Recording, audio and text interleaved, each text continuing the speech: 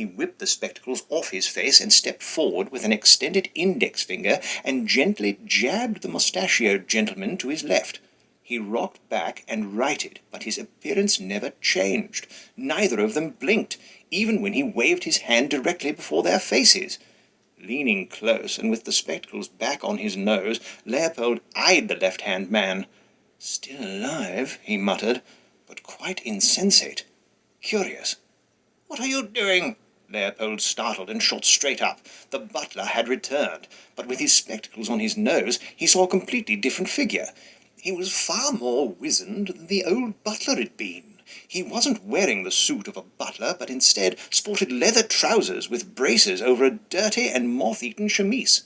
He was bald except for extreme tufts of white hair spraying from his long, pointed ears. His nose was likewise long and pointed, and his teeth were in sharp little rows. As the creature approached, Leopold backed away, eyes wide.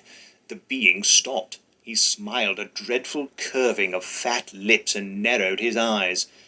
"You can see me, can't you, mortal?"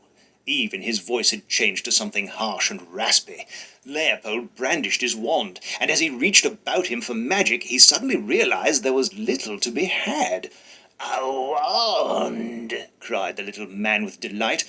"You understand magic? How interesting! And how bad for you!"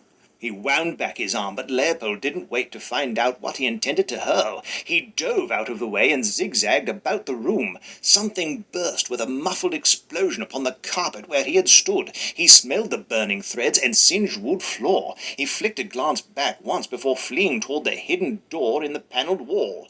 The creature cackled and threw another magical bomb that exploded near the door. Leopold caught a glimpse of the two men still sitting sedately in their chairs before he dashed through the entry and ran full pelt down the narrow staircase. With the spectacles still on his face, he saw the corridors as no human would ever look upon them. They were not ornate carved panels, but stone, carved out crudely like a cave or mining tunnel.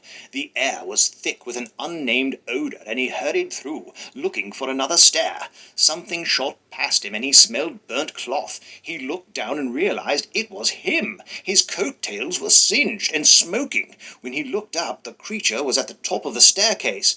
"You won't escape, mortal!" he cried in a strange melodious voice.